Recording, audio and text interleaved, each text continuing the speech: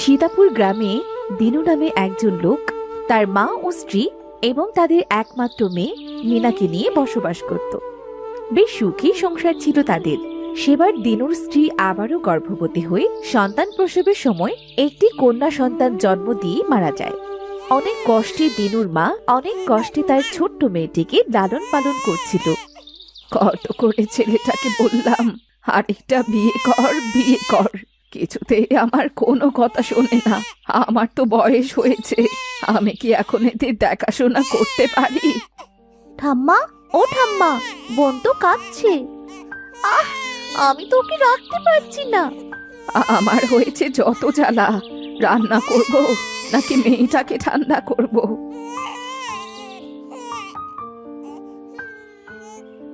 কি হলো মা, এত বকাবকি করছো কেন? ও, মেয়েটা কাঁদছে। দাও দাও দাও, আমার কাছে দাও। নে ধর, রান্না করতে করতে উঠে এসেছি, মনে হয় ভাত হয়ে গেছে। তুই একটা বিয়ে করে নে না বাবা, এইভাবে বাচ্চাদের সামলাতে আমার যে খুব কষ্ট হয়ে যাচ্ছে।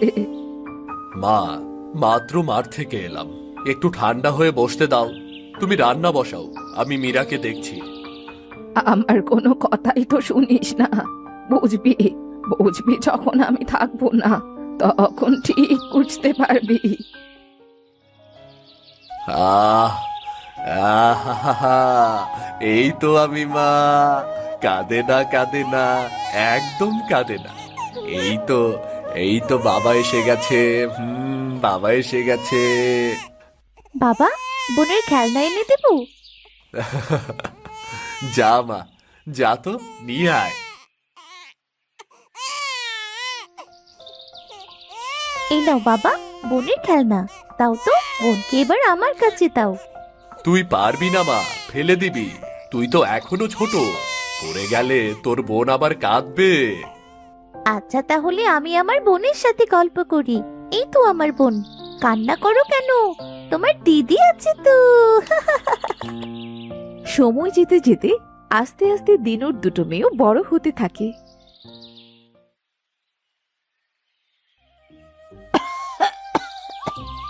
মিনা, ও মিনা, কোথায় রে তুই? এই তো ঠাম্মা, আমি বোনকে খাবার দিচ্ছি। এদিকে একটু আয় দিদি ভাই, বড্ড জল পিপাসা পেয়েছে, একটু জল দিয়ে যা। আসছি গো, তাড়াতাড়ি খাবন, ঠাম্মা অসুস্থ, ডাকছি তো। এই নাও তোমার জল। ওমা, তোমার তো গাটা একদম পুড়ে যাচ্ছে গো। বাবা কোথায় গো ঠাম্মা? কোথায় আবার, মাঠে মনে হয়। তার আর মাঠ ছাড়া আছে কি? এত করে বললাম বিয়ে কর, বিয়ে কর, কোনো কথাই তো কানে দেয় না। কই রে মিনা, ও মিনা, মা, ও মা, কোথায় তোমরা? এই তো বাবা, আমি। এই কি, তোমার সারা গায়ে তো কাদা। কোথায় আবার? ঠাম্মা তো বিছানায় শুয়ে আছে। জানো বাবা, ঠাম্মার গায়ে তো খুব জ্বর। ও মা, সে কি কথা? জ্বর? তা তো আমাকে বলেনি। মা, ও মা, তোমার গায়ে অনেক জ্বর নাকি? কথা বলিস না আমার সাথে, তুই আমার একটা কথাও শুনিস না। আজ যদি আমার কিছু একটা হয়ে যায় তখন কি করবি? মেয়ে দুটোর কি হবে?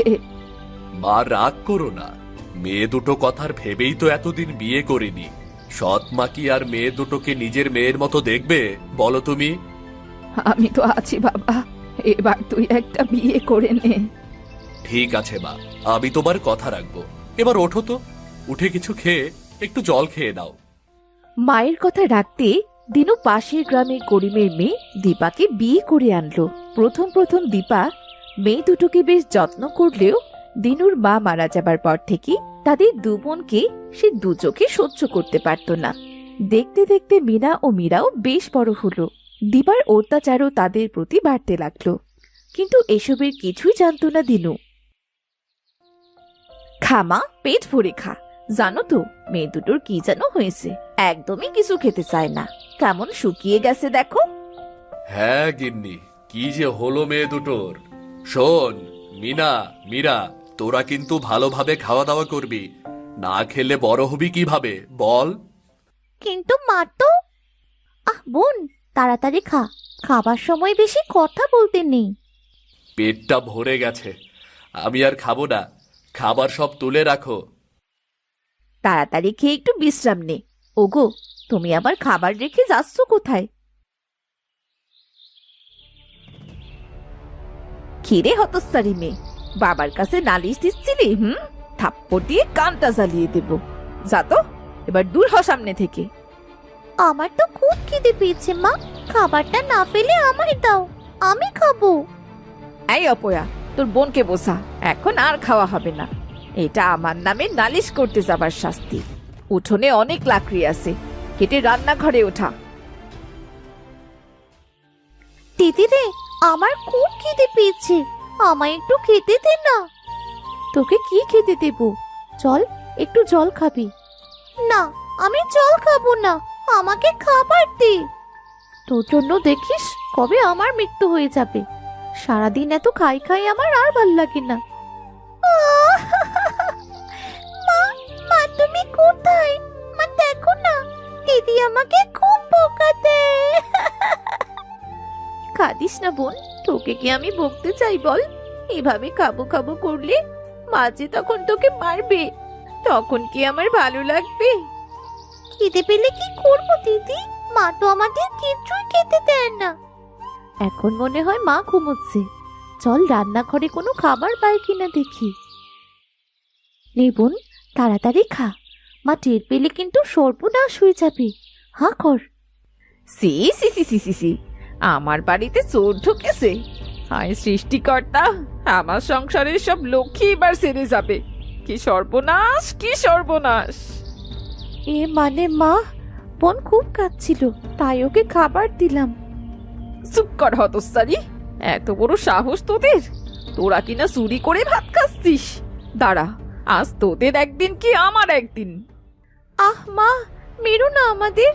আহ, ছেড়ে দাও, মেরো না মা, আর মেরো না। দিদি রে, আহ! আমার খুব লাগছে দিদি, বাঁচা। আর কোনোদিন যদি চুরি করতে দেখেছি না, তোদের দুটোকে মেরেই ফেলবো, এই বলে দিলাম।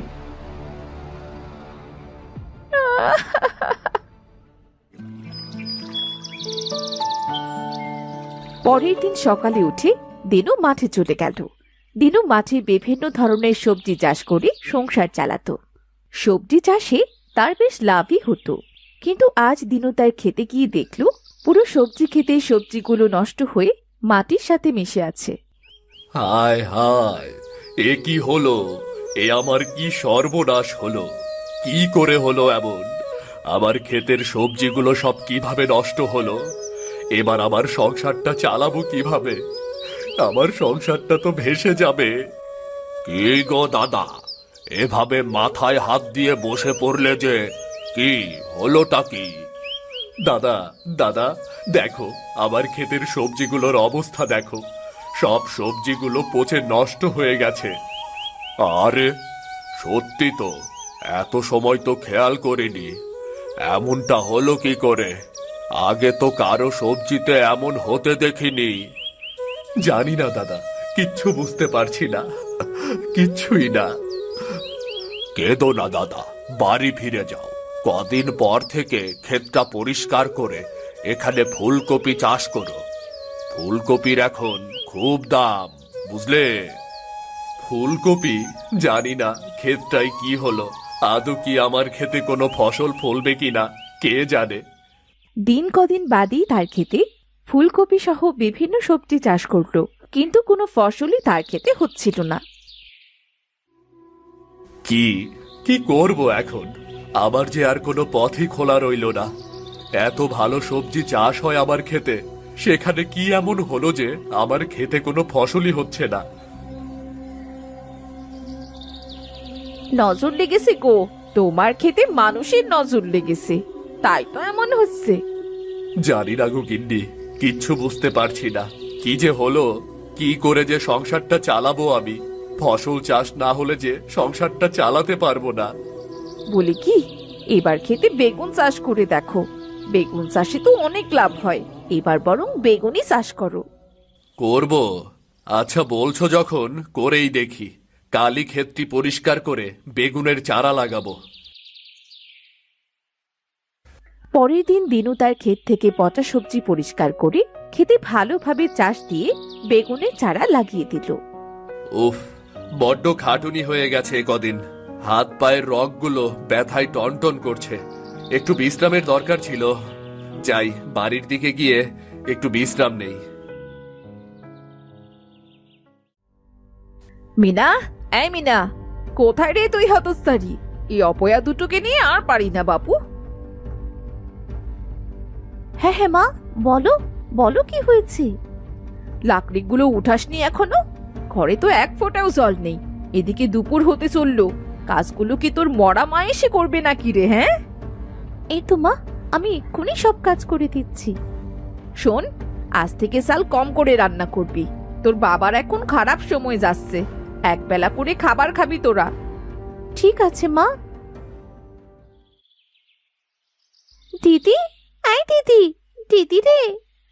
হ্যাঁ বোন, বল, কি বলছিসটা কি? দিদি, আজ থেকে কি সত্যি না খেয়ে থাকতে হবে? আগে তো তাও দুবেলা খেতে পেতাম বোন, আজ থেকে একবেলা খেতে পাবো, আর দুবেলা পেট পুড়ে জল খাবো। না, আমি জল খেয়ে থাকতে পারবো না। বেশি জল খেলে আমার খুব বমি পায়।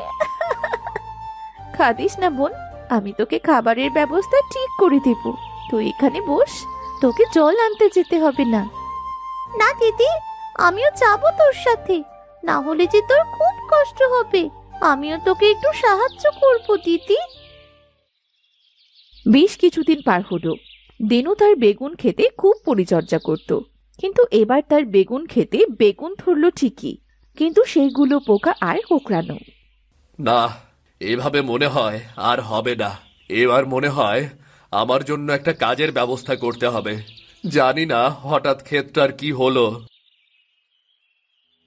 মিনা, মা মিনা। হ্যাঁ বাবা, বলো কি হয়েছে তোমার? তোমায় এমন চিন্তিত কেন দেখাচ্ছে বাবা? বেগুন ক্ষেতের অবস্থা বেশি ভালো না রে মা। বেগুনগুলোই কেমন যেন পোকা আর কোঁকড়ানো। কেউ নেবে না অমন বেগুন।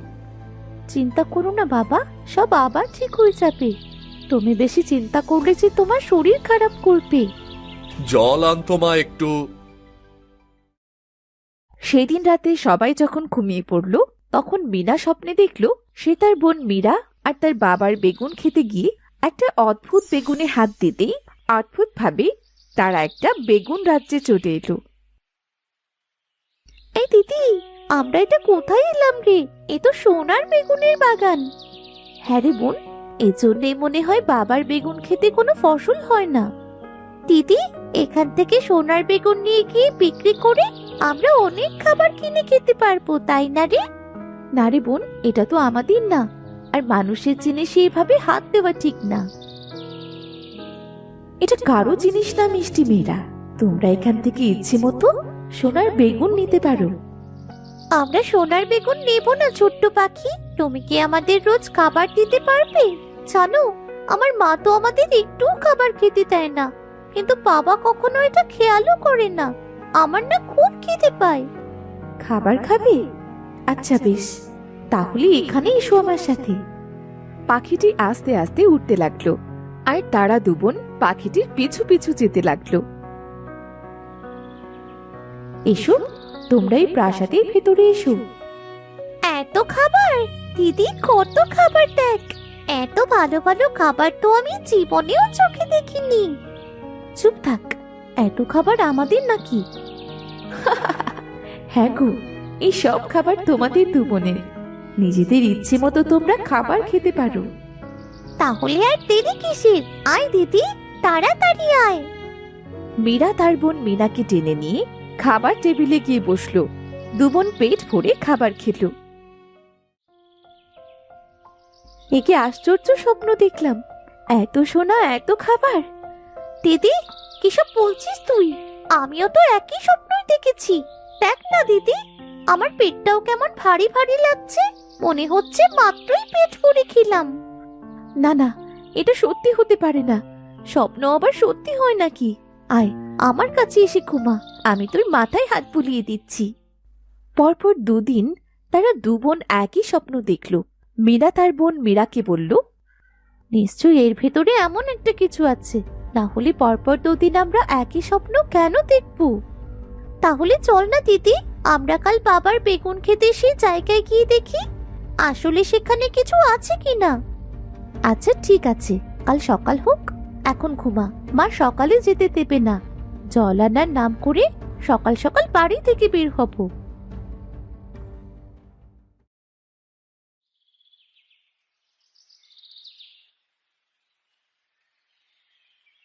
সকালে তারা দু বোন বেগুন খেতে স্বপ্নে দেখা সেই জায়গায় গিয়ে দেখল সেখানে সেই অদ্ভুত বেগুনটি আছে, যার একটা থেকে উজ্জ্বল আলো বেরিয়ে পড়ছে। হ্যাঁ রে মীরা, এটাই তো সেই বেগুনটি। তাহলে সেই স্বপ্ন কি সত্যি? হাত দিয়ে দেখি তো। দিদি রে, দেখেছিস স্বপ্নটা সত্যি ছিল। এই দিদি, সত্যি মনে হয় আমাদের আর কোনোদিন খাবারের কষ্ট হবে না। হ্যাঁ বন্ধুরা, তোমাদের আর কখনো খাবারের কষ্ট হবে না। তোমরা এখানে ঘুরে ফিরে আনন্দ করে খাও। এই তো সেই ছোট্ট পাখি। কি সুন্দর পাখিটা। তুমি আমাদের সাথে আমাদের বাড়ি যাবে ছোট্ট পাখি? না বন্ধু, আমি তোমাদের সাথে যেতে পারবো না। তোমরা এখানে আসলে তোমাদের সাথে গল্প করব। তোমাদের সংসারে তো এখন খুব অভাব। তোমরা এখান থেকে সোনার বেগুন নিয়ে যেতে পারো। না না, এখন লাগবে না। আগে আমাদের বাবাকে এই কথাটি বলতে হবে। এখন আমাদের বাড়ি ফিরতে হবে বন্ধু। বাড়ি না গেলে যে মা খুব বকবে। দাঁড়াও, আমি তোমাদের বাড়ি পৌঁছে দিচ্ছি।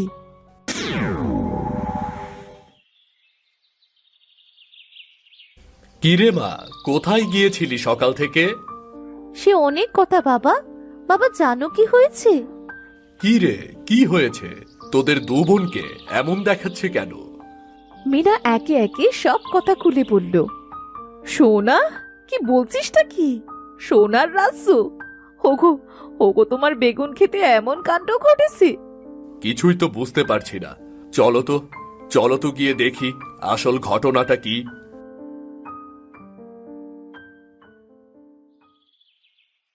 তারা সবাই বেগুন খেতে গিয়ে সেই বেগুনটিতে হাত দিতে সোনার বেগুনের রাজ্যে পৌঁছে গেল।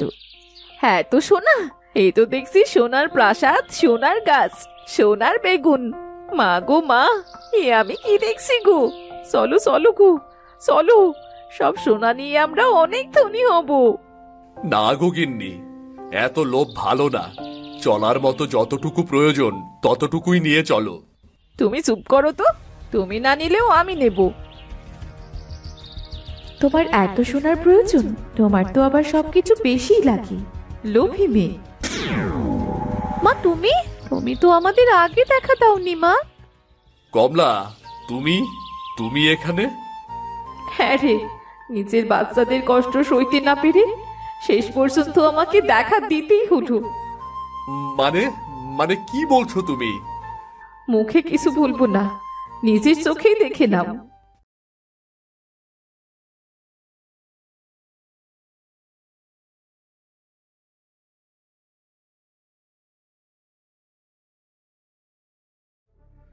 গিন্নি, তুমি আমার ছোট মেয়েদের প্রতি এত নির্যাতন করেছো? তুমি? হ্যাঁ হ্যাঁ, করেছি, বেশ করেছি। তোদের সবাইকে এখন মাটি চাপা দিয়ে এই সোনার নগরের মালকিন আমি হব। শয়তান মেয়ে, এবার সারা জীবন বেগুন হয়ে গেছে ঝোল। কমলা, আমার বড্ড ভুল হয়ে গেছে গো। আমি ওই কাল নাগিনীকে বিশ্বাস করে মেয়ে দুটোকে ওর হাতে তুলে ভুল করেছিলাম। আমি কথা দিচ্ছি তোমাকে, আমার মেয়ে দুটোকে এখন থেকে আগলে রাখবো। হ্যাঁ, আমার মেয়ে দুটোকে আমি আগলে রাখবো। দিদি, এখন থেকে আমাদের আর না খেয়ে থাকতে হবে না। মা তো আমাদের সাথে থাকবে। না রে মা, আমি তোদের সাথে থাকতে পারবো না। তবে আমার আশীর্বাদ সব সময় তোদের সাথে থাকবে। আমি নিশ্চিন্তে থাকতে পারবো। মা, তুমি কেন পাখি হলে? মা মিনা, এখান থেকে তোর প্রয়োজনীয় সোনা নিয়ে ওই সোনার দরজা দিয়ে বাড়ি ফিরে যা। কাঁদিস না মা, কাঁদিস না। চল আমরা বাড়ি ফিরে যাই।